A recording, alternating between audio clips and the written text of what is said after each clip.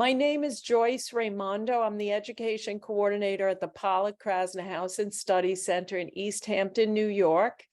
And we have a special program today. Our Stony Brook University intern, Lucas Field, is going to present Response to War, Surrealism in the 1930s.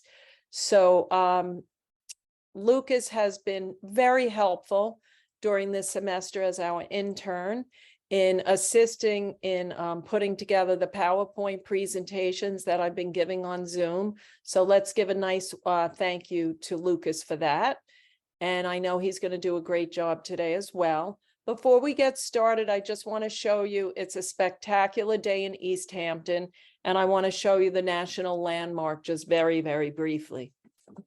And so we are located in East Hampton, New York, and we're 100 miles east of New York City on Long Island. And there is the Barnes studio where Jackson Pollock and Lee Krasner painted. They're known for their abstract expressionism. They didn't paint in there at the same time. Pollock was painting in the studio from 1946 to 56. And then after his death, Lee painted in there until the end of her life. You can see the beautiful, spectacular property. And I don't think it's difficult to imagine why so many artists would want to come out to the east end of Long Island. We have a special exhibit right now in the house of the people in Lee Krasner and Pollock's address book and all of the amazing artists who were part of this community. And they forged this new kind of art called abstract expressionism. Here we're looking at the view of Accabonac Creek, and that body of water goes all the way out to the end of Long Island. And here we have the farmhouse, which of course you can come in person and you can tour all of these various sites. So today Lucas is going to talk about Surrealism. And of course, Pollock and Krasner are known as abstract expressionists, but the Surrealist artists were instrumental in forming Pollock and Krasner's ideas. And Lucas is going to specifically talk today about how the backdrop of World War I and all the political unrest that was going on in Europe, how this forged this new kind of art called Surrealism and also Dada. And there was a shift in art where artists turned inward. Artists like Pollock and Krasner, they were interested in tapping into their unconscious, their dreams, the world within, and painting that instead of the physical world as we rationally see it. And all of these ideas weave together in modern art. Now, the American Surrealists, they in general,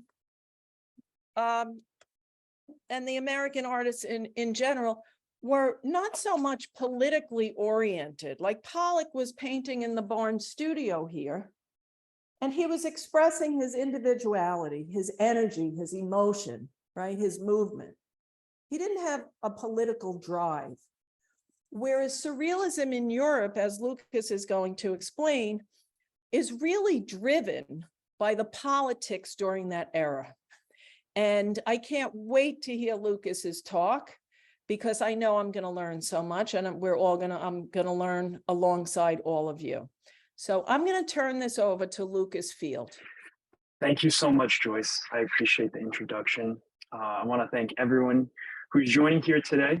And I want to thank you, Joyce, for the great help that you've been and for giving me the opportunity to have a little talk, to share some research that I've been conducting the past few months, and that I'm very excited to share with all of you. And I hope that we can learn a lot together, and we can kind of see some of the really fascinating things that happened at the start of the 20th century, which kind of really shaped modern and contemporary art as we know it, and shaped Pollock and Krasner's own artistic inspiration. So the name of the talk I decided to give today, I called Surrealism and the Art of Disrupting Reality, Exploring the Intersection of Art and War in the 1930s.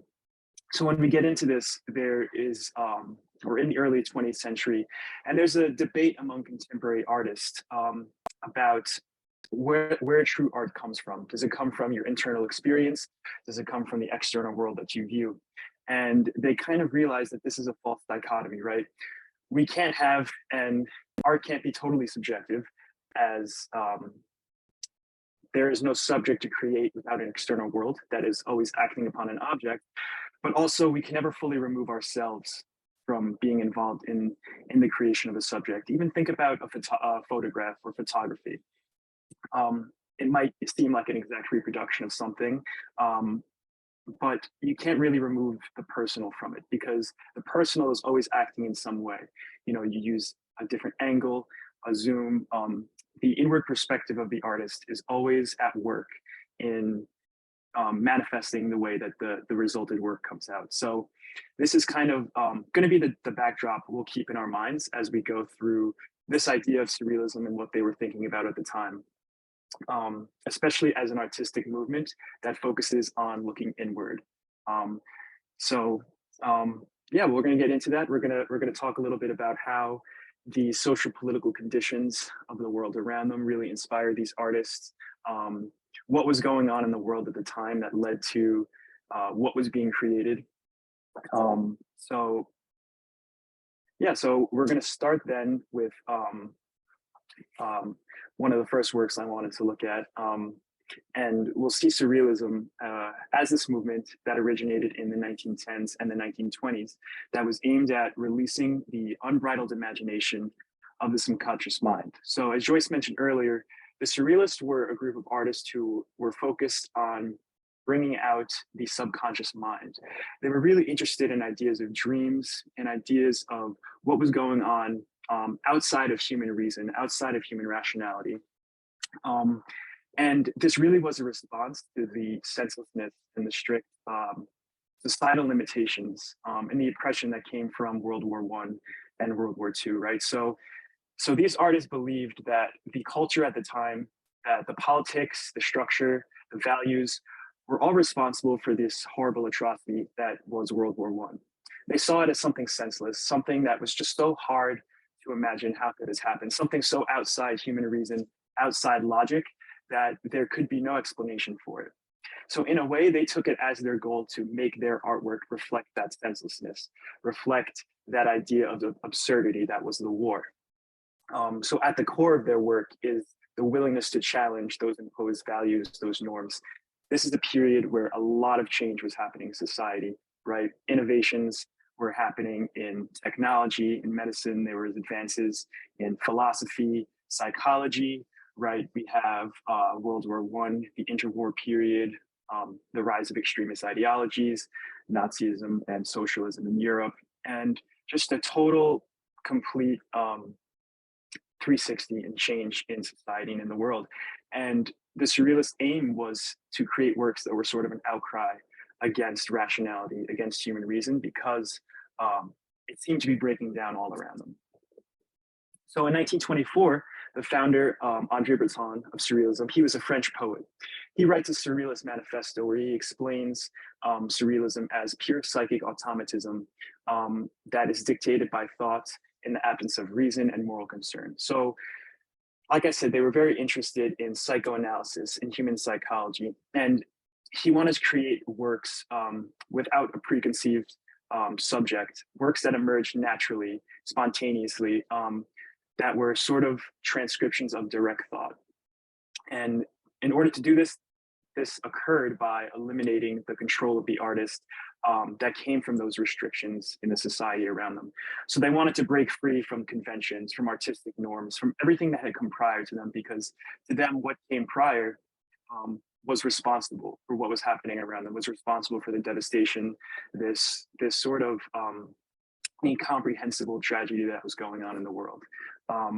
So to step away from the exterior world, from the external world, was to look inward, was to look and try to create work that came from their own subconscious. So one popular method that artists, including Breton, did was something they called walking dream sessions, in which they would write poems by putting themselves in a trance state and reciting whatever words came to mind in order to circumvent the structures that were imposed by their conscious mind. So automatic drawing puts the person in the state with the pen in hand, and they let their hand fly freely over the page, bypassing reason and rationality. The work we're looking at right here, Exquisite Corpse, was an example of a game that some surrealists would play.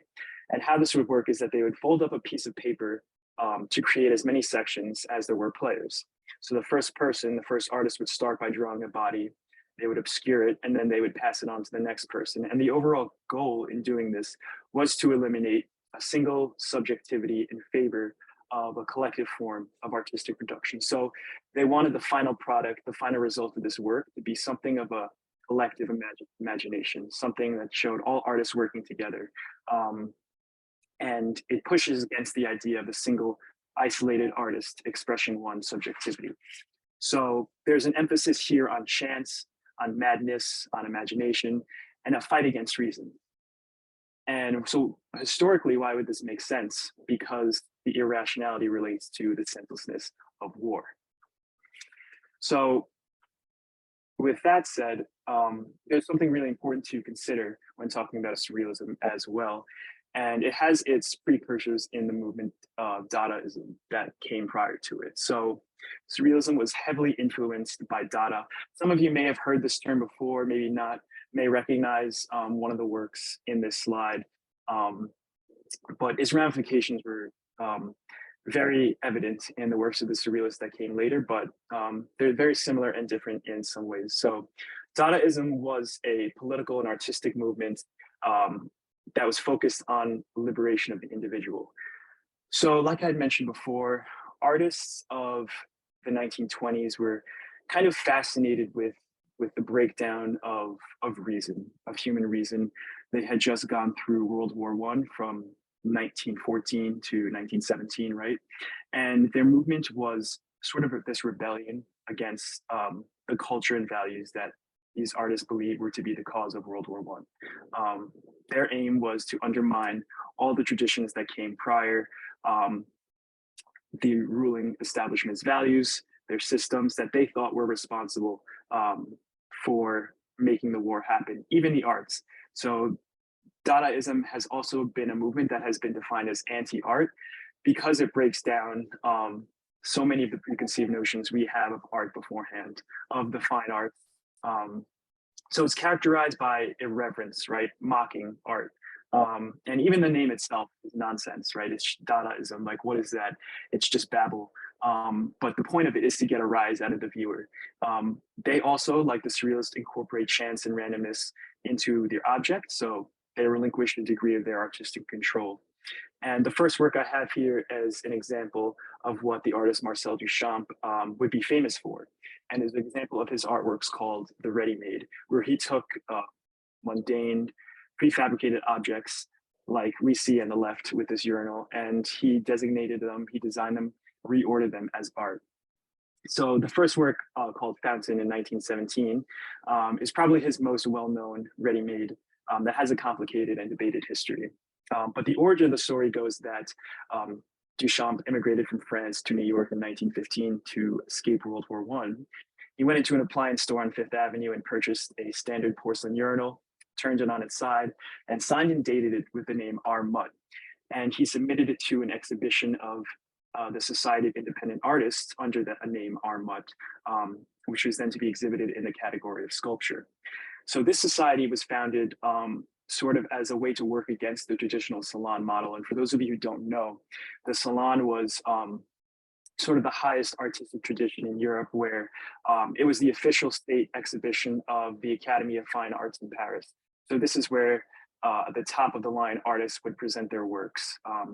All the fine artists who were classically trained, who were the most famous, the most well-known, the most respected would display their works. They had to be chosen into the salon. And this was an attempt to, again, make a mockery of that, just like Dadaism had sought to do. So they would accept, so this is the exhibition that Duchamp submitted Fountain for, would accept pieces from any artists, even most of them not knowing who Duchamp was. And he was actually rejected in another exhibition. So he wanted to make his claim with Fountain and really do something revolutionary with it. So, but this might not seem revolutionary when we think about contemporary art today, but Duchamp was the first person to do this, to take a sort of regular everyday object like this and then submit it to an exhibition or designate it as something as art. So the second image I decided to include by Hannah Hosch, who was part of the Dadaists in Berlin. She works very much with collage and photo montage, largely because print media was something that was very popular at the time in Germany. Very widespread, people were using it. And as we see, a lot of the figures in this image are fragmented, they're abstracted, they're made to look somewhat mechanical, and they give that appearance of political chaos and sort of the tension in the government.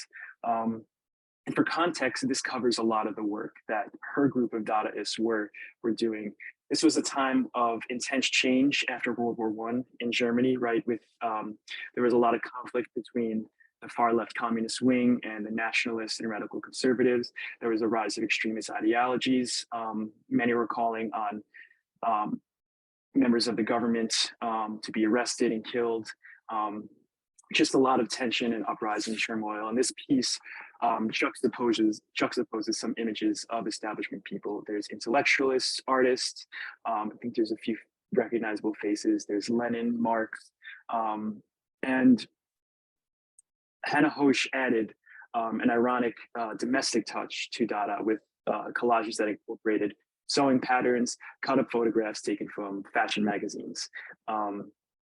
And its title references how it was made, and she specifically mentions that it is a kitchen knife to highlight women artists and her interest in women's new role in society, who women were granted the right to vote in 1918, only 1 year before this work was made. And this is an example of an artist trying to piece things back together in ways that make sense to her, while simultaneously highlighting the fragmentation of culture and society at the time. So now that we've looked at Dada, we kind of saw a little bit about how it worked and what its artists aim to do. There's a lot we can see that Surrealists take from Dada, but there's a lot of things too that they kept, that they did in their own right. That was purely a response of the Surrealists. But both movements did respond to the social political climate around them, like I said. They questioned human reason and rationality after witnessing its breakdown during the atrocity of World War I. And the Surrealists were not just disrupting the world or making noise like the Dadaists were, but they wanted to reinvent it through new experimental tactics. So this work here by Giorgio de Chirico, Mystery and Melancholy of a Street, was one of the earliest works associated with Surrealism. He was really a predecessor of the Surrealist movement. And he, in a lot of his works, he intentionally inverts these kind of cityscapes, these city squares, and he wants to create, kind of twist the experience and refute reality, as we see in this photo. So his paintings often demonstrate mysterious, eerie scenes unfolding in public spaces. And this kind of gets at the foundation of what the Surrealists want to do, is create images of things that are uncanny, that are bizarre, that are even disturbing or uncomfortable. And as with this one, where we see a girl playing with a hoop, but we're provided no context on exactly what we're looking at. There is the storage locker or cargo van that has the door open and the shadow lurking behind it, kind of provoking a sense of anxiety and tension as though something might occur. And this is kind of speaking to the political climate around them, right? There's danger, but we don't know what it is. There's mystery. There is something that is provoking distress, that is provoking anxiety, sort of like a dream or a nightmare. And we'll continue to see the Surrealist fascination with dreams in some of these later works I'll bring up. But just something to keep in mind, important to think about going forward. And so René Magritte is also a very well-known Surrealist. And a lot of the works we'll see have to do with abstraction, but a lot also have to do with representational imagery, things we can recognize that would continue to ask questions about representation, about the power of suggestion with certain images. And Magritte's work tended to be funny, it tended to be witty, intellectual. It was designed to make you think. And much of his paintings emphasized the relationship between text and image, and how they work together to produce meaning. So one of the guiding questions that leading Magritte was, how do we gain meaning from the world around us? So here we have a highly realistic, objective, and mimic image of a pipe. And it almost looks like an illustration. And it's represented in just a very straightforward, matter-of-fact way. It has the words painted below it in French, "This is not a pipe." Which of course it's not, it's a painting of a pipe, but this is getting back to the idea of the surrealist, of an image behind an image, or maybe double meanings behind an image. So we can look at this image and we can identify it as a pipe, but we know that it's not a pipe, and it is written below it that it is not a pipe. So Magritte here is really like troubling the authority of the artist as well as the object. And Pablo Picasso actually said that about art not being truth, but that it is the lie that makes us realize the truth. So this image really brings to mind some of those questions about, what does this, the first word in French meaning this in English, what does this refer to? This is not a pipe. Is it referring to the image? Is it referring to the words? So Magritte's creating a tension between the representation of the object, but also rejecting it, because there are actually two presences of the pipe. There's the image and the written word, and they both only indicate its absence, but both are empty representations of the pipe. Okay. This is a little bit more, this is a different kind of work. Some of you might have recognized this image, something that is going back to the surrealist idea, which is intending to be evocative, uncanny, and bizarre, which I think a lot of us can agree looking at is that this is uncanny, this is a little unsettling. It's one of my favorite surrealist objects, but it's because it so perfectly encapsulates or represents what surrealism is trying to do. Marie Oppenheim, she was a Swiss artist who moved to Paris, and she was interested in the Cubists and the Surrealists. And the story goes behind this object is that she was in a cafe with Pablo Picasso and Dormar complimenting, Picasso was complimenting Oppenheim's bracelet. And he said, "Everything looks good in fur." And as her tea grew cold, she jokingly told the waiter that her tea needed more fur to keep warm. Following this interaction, she went home and she made this object we have here. She brought a tea set from a department store and then lined it with pelt. So it kind of recalls the ready-made we saw by Duchamp earlier with the urinal, and it raises questions of domestic life, but also what the wild, natural world.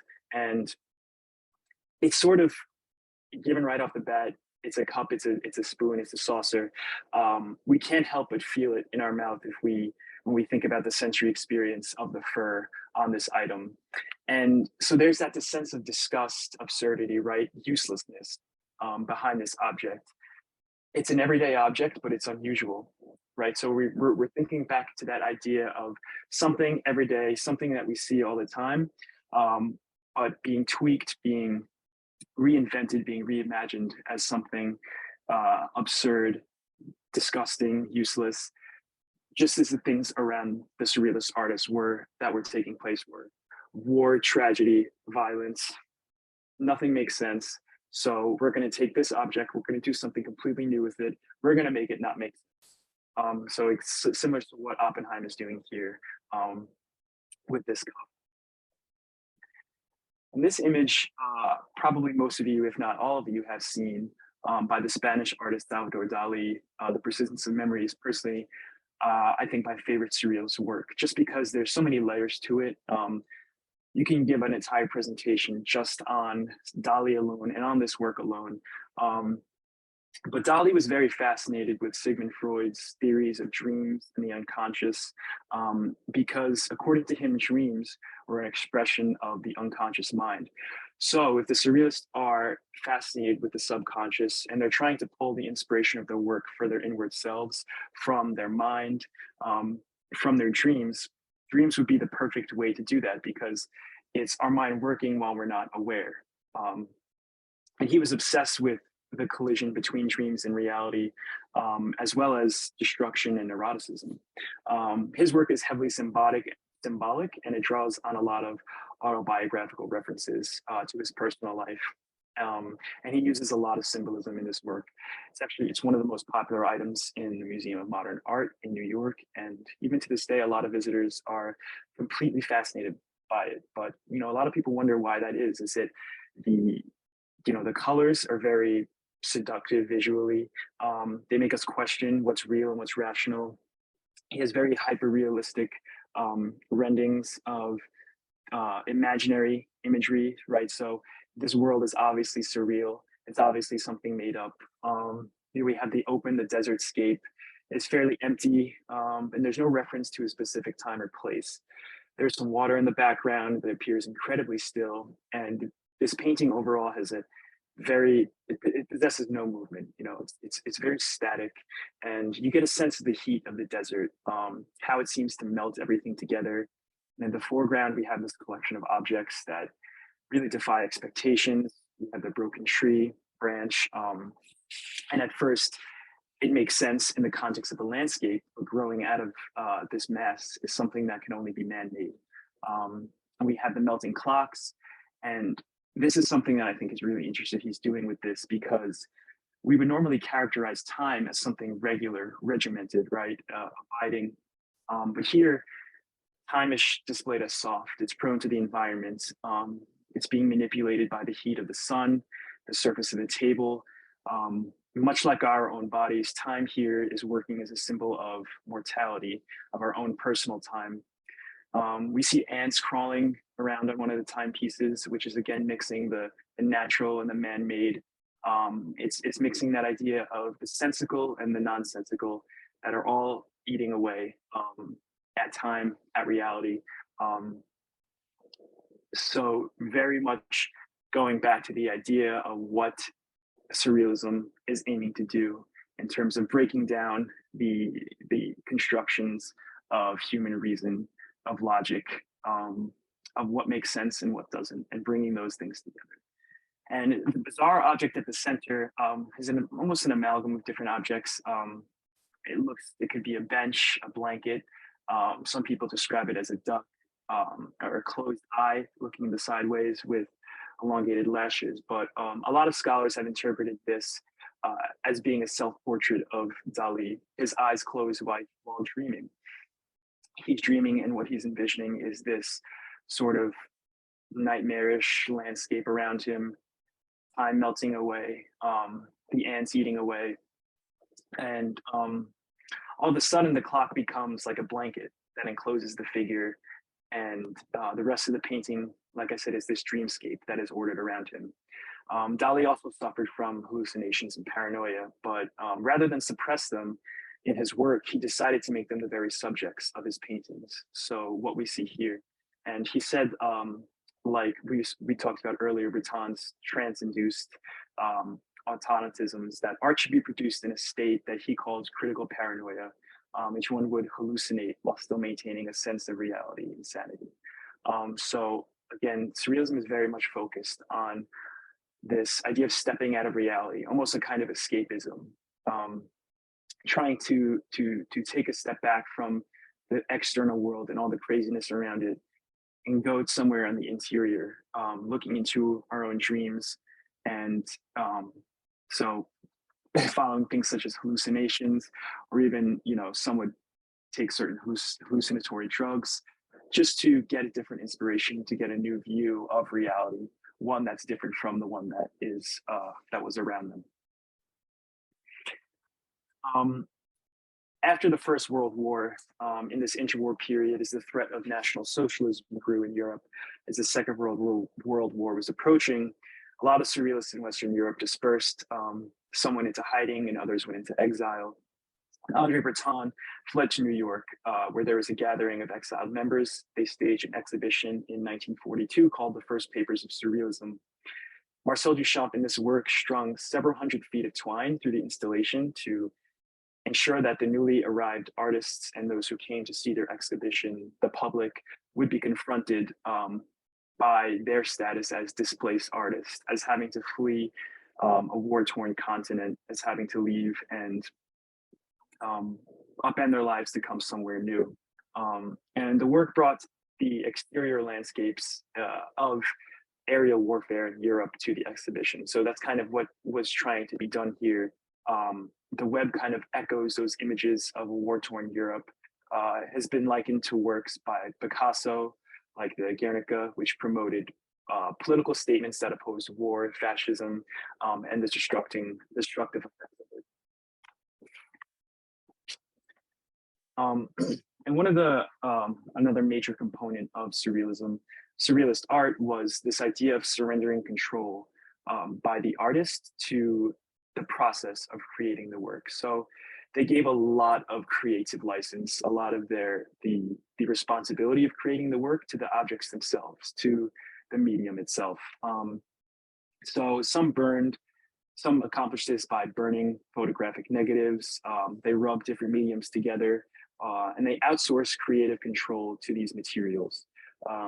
And each aspired to what Breton called the marvelous, or that part of the self that lies beyond the reach of reason.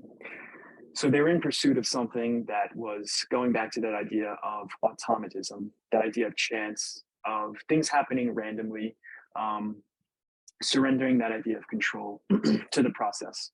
And in this painting, Europe After the Rain, too, Max Ernst employs many of the techniques that were developed at the start of his career to enhance the textures and the surreal quality of the landscape like we see here.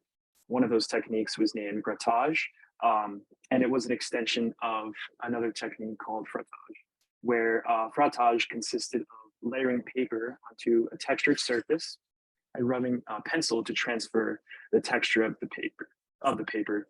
And grattage involved layering materials such as wood, wire, rope, or glass underneath a prime canvas, so that when you applied the paint, the multiple layers were applied and scraped away while pressing into the objects that were underneath the canvas in order to reveal their textures onto the paint. So this was a method that was done, and it contributes to why this image looks so strange. It gives it sort of that otherworldly texture, those kind of shapes that are found in the landscape of this painting. And what it depicts is an abstract sort of apocalyptic landscape. It's kind of reminiscent of classical paintings of ruins. In the center, we have this half man, half bird wielding a spear, and a green woman whose back is turned to him and us as the viewer. So it's very surreal, it's multicolored, and it seems to represent the destruction of a mythical world or a futuristic world. It has these strange crumbling structures around it, hiding an array of different figures, of different ideas, and it's really easy to feel the artist Ernst is disgust at the consequences of war in this composition. And he's able to use those different methods I mentioned before, which are really focused on the objects and on the process to create these effects.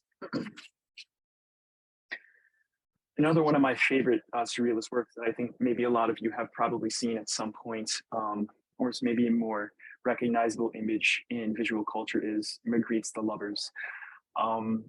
So as I mentioned before, the surrealist interest in the uncanny is something that's a key ingredient to what I would say is the persistence of these images throughout time. So there's a reason these images are still so fascinating. And I think that's because they're memorable, right? They're bizarre, they're uncanny.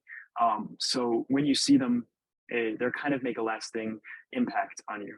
And Sigmund Freud explained it as something that seems both familiar and strange at the same time.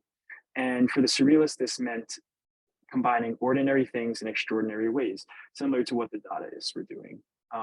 But it also meant in a lot of surrealist works, including the appearance of ghosts, of masks, robots, dolls, things that were meant as doubles for the living, things that were human-like, but not necessarily human. And this unsettling image by René Magritte evokes an intimate close-up kiss, but subverts our gaze by shrouding the faces in cloth.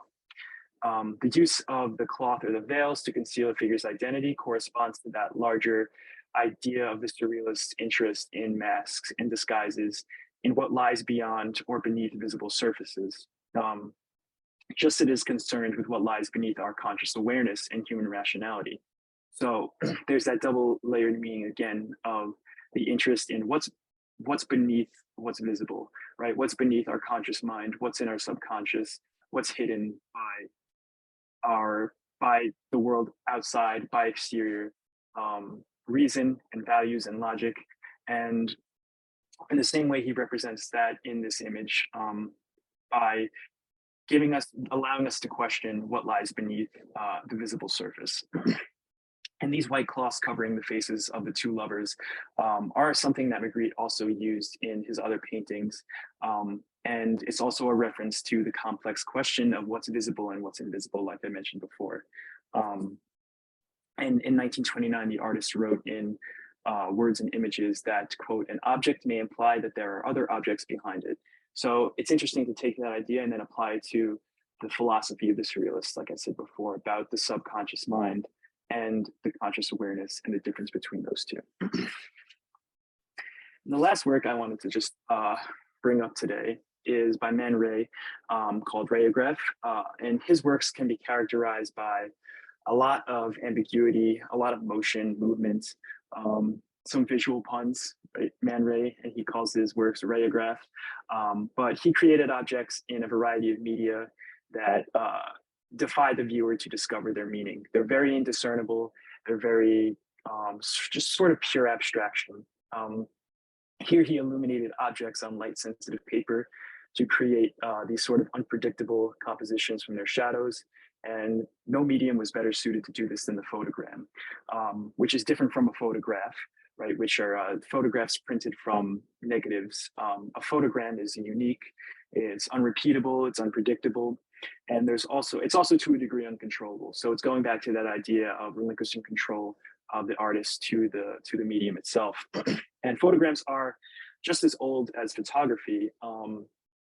And they are photographic prints, like I said, made by placing objects and other elements on photosensitive paper and exposing it to light without the use of a camera. And as his friend, the Surrealist poet Robert Desnos wrote in 1923, Man Ray succeeded in creating landscapes which are foreign to our planet, revealing a chaos that is more stupefying than that foreseen by any Bible. So again, going back to that idea of trying to envision the chaos, envision the randomness, the spontaneity, which I think is really excellently represented in this work here that he was able to do. And there's a series of these works, of these rayographs that he created between 1923 and 1928. So with those works and that kind of idea, I wanted to bring up, there remains to this day a strong, the lasting effects of Surrealism. So the movement largely did conclude with World War II, but many of the tactics of the Surrealists bled out into the wider culture. They began to be used for commercial ends, and not necessarily the revolutionary, conscious, concerned energy that it started with. But the Surrealists left a wide range of techniques and ideas that are still widely used by artists today, such as reintegrating found objects, right? So they're ready-made with Duchamp, taking everyday, ordinary objects, tweaking them, turning them on their side, using them in a different way than they would normally be used in order to evoke that idea of kind of disruption. And experimenting with ideas of automatism, with just allowing the subconscious to work, to create art. And they continue to use things such as collage and its effects, and using the uncanny, right, in a way to call attention to the body, the human body on current issues. Surrealism has also been highly influential to many other movements and ideas that has come after it. It's heavily influenced things like contemporary science fiction, right? With ideas of human-like, they have robots, ghosts, masks, disguises, things that are human-like but not necessarily human. A lot of these works focus on the social, the political, and cultural anxieties about the transformation of modern life under proliferation of things like AI technology, machine learning technologies. So a lot of those issues that we see in contemporary science fiction have their root in some of the works of the Surrealists, and what they were trying to do in kind of bringing out an alternate reality, or bringing out a reality that is outside what's right in front of us, outside of reason. And ultimately, the Surrealists believed that we could find meanings that exist beyond what's merely rational and what's right in front of us, that we could be freed from the mundane, logic, reason, and discover the truth. Because to them, what was happening in their world was just so far beyond what they could rationalize or what they could come to terms with as being normal. So they decided that their work should reflect that their work should be just as absurd, just as bizarre, uncanny, and make you think. And this allows us to rethink about the connection between individual creativity and collective imagination. And it suggests that the reimagining of ourselves can be a definitive step in changing the world, and having a new approach at you know what's considered normal, what's considered logical, in a time where so many things seem surreal and out of the ordinary. So that's what I have today. These are some works that I found have surrealist quality, but are a little bit more contemporary. And yeah, that's what I have. And I'll turn it over to see if we have any questions, or see what Joyce has anything to say. But I want to thank you all for listening. And if you have any questions, I don't know if I can answer, but I would love to help. And I hope you enjoyed the presentation today. Lucas, thank you so much. That was amazing. You really were so thorough in your presentation, and it's so appreciated. So we will take some time for some questions. Well, I have a question, Lucas. What made you choose this topic when I said to you, you could do any topic on Zoom? What was your inspiration? Yeah, so that's a great question. And my undergraduate years, I studied political science and art history. And I remember taking a modern art class that was focused on 20th century art movements.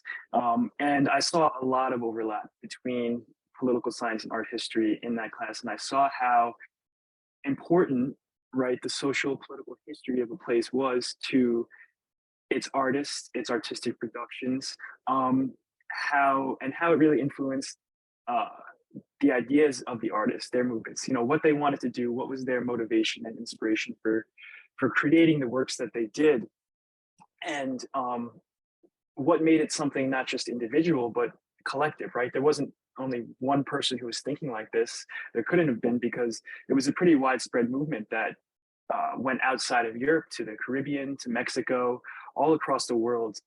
There's examples of surrealist art. And it was personally my favorite movement to learn about. I thought the works were the most fascinating, the most interesting to look at, the ones that had the most layered meanings behind them. And it was just really fascinating to read about the artists and the meanings behind their work. So it is very much my favorite contemporary art movement. So I knew I wanted to do something with it. Yeah, you really did a great job describing those works, Lucas. Thank You you. were very thorough. So thank you. And Thank you. Elisa says, which work of art from your presentation is your personal favorite and why? Good question. That is a great question. Yeah, it's I go back and forth, right? So The Persistence of Memory by Salvador Dali has always been one of my favorites to look at. Like I said, just because of how nuanced it is, of how many different meanings there are, and I think the life of Dali is really consequential to that, to his artwork. He had a lot of internal turmoil going on, issues that were really contributing to his work, and that he like I said, he used it to create his work.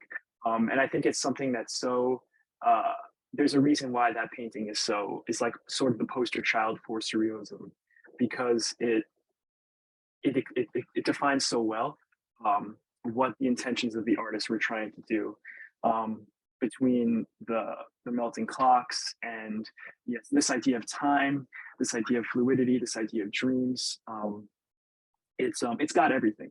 But I also do love The Lovers by Rene Magritte, as I think that that's also a fascinating work in itself. The depiction of the two lovers, their hidden identities. It's just kind of it's something that's memorable too. And the more I research about these works, the more I love about them. So, but yeah, I love them all. There's there's a reason. There's so many could have chosen, but there's a reason why I chose the ones I did. Excellent, Lucas. And Megan says, great work. The passion behind your words is inspiring. And I agree, Megan, that Lucas's passion definitely shines through. We have so many compliments coming in. Claudia says this was terrific. Nadia, very interesting. Rita, a great selection of work and great explanations about each piece. Tabitha, great information. So very interesting, very well done. Thank you. Interesting. I'm reading from everyone's now. So I know people really gained a lot of insights from the talk. Does anybody have any other questions, or does anybody want to add your perspective to Lucas's talk as well? Yes, please. I'd love to hear it, because I know these works, you can talk for hours about them. They're very shocking and deliberately meant to be so. So yeah, if anyone has anything, I'd love to hear it. Hello, Lucas. Yes. Yeah, go ahead. Hi. We're so fortunate to have many of these works at the Museum of Modern Art. I've seen the Cup and Saucer, and considering that it was done in 1936, it looks like it was just done yesterday. It's been preserved exactly, I mean, in such a perfect way. Right. Yeah, it's I had to get to them almost soon because I know they recently just had an entire exhibit on Marie Oppenheim and her works. And I remember when I first came across that work, I was perplexed. I was like, there's no way that this is how is this so consequential? How is this so why is this one of the most famous works to see in surrealism? And then I kind of answered my question right there. It's because it's so perplexing. It's because it's so shocking, and it's so nonsensical that it does exactly that. But it's really fascinating. It has a great sort of mythology backstory behind it. It was just it's enjoyable to look at. I think enjoyable to think about. So, thank you. Yeah.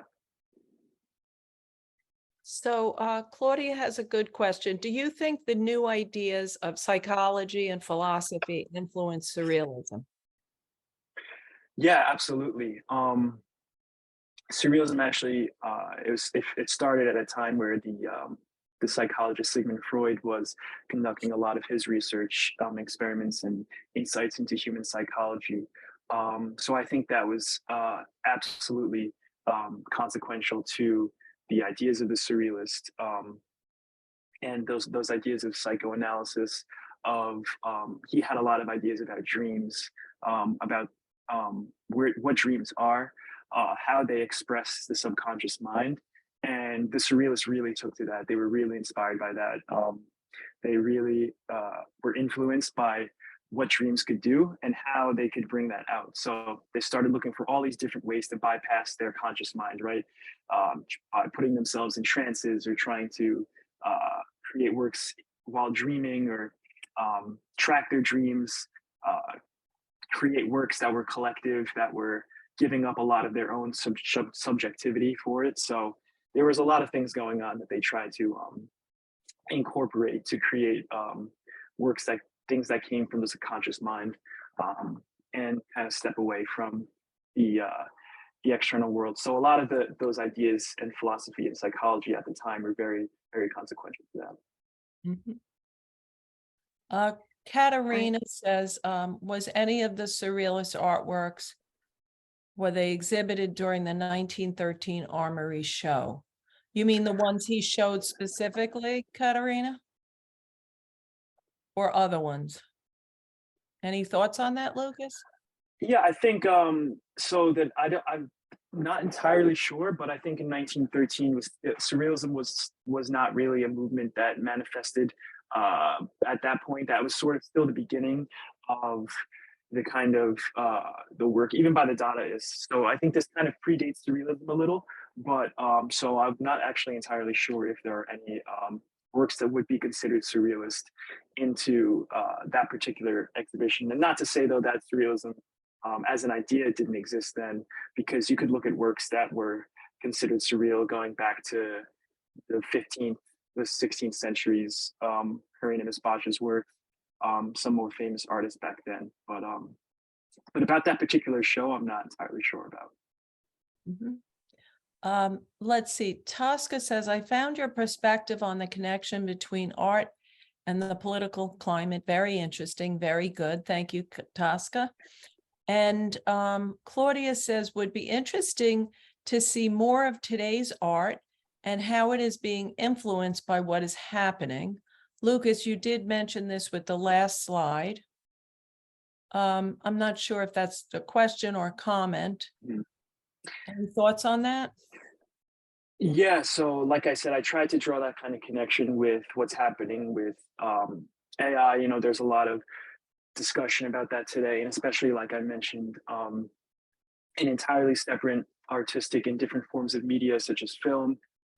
There's ideas of artificial intelligence and machine learning technologies that are kind of stepping in for human beings, that are kind of being human-like.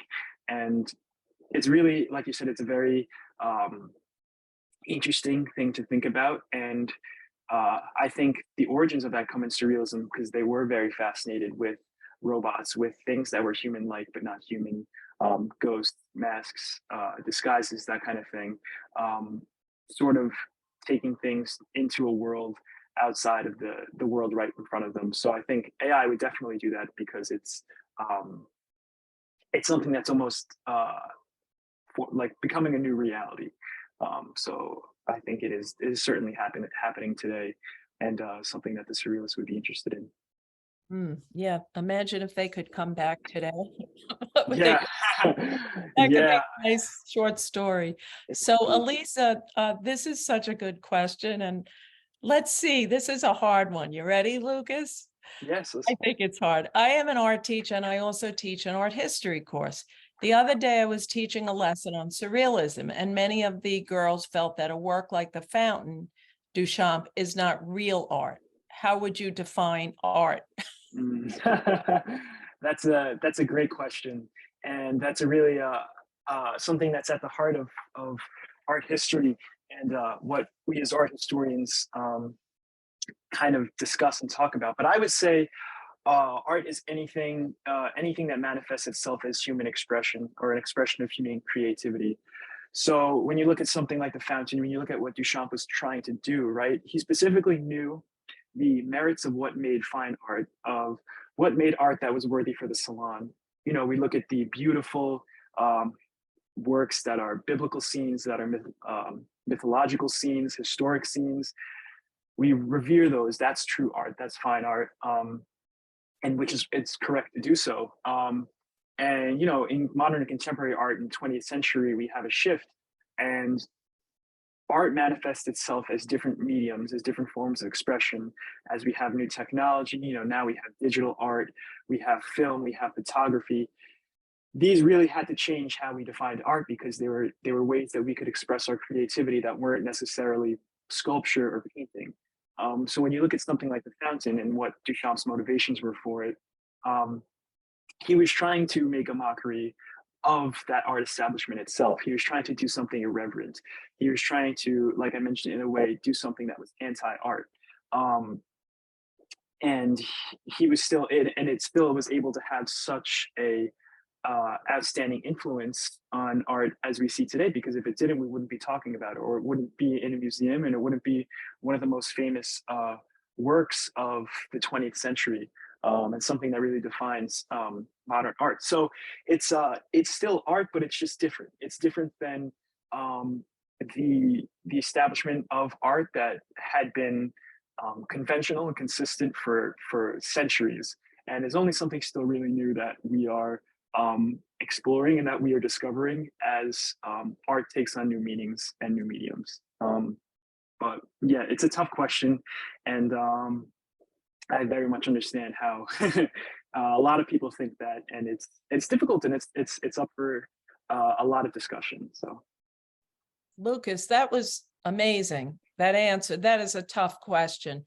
Now, Elisa, who asked the question, as an educator, I'll also just give you some tips as a teacher of how you can approach the subject. So what I like to do is you can ask the students, well, let's brainstorm. What do you think of when you think of art? What does art have to have?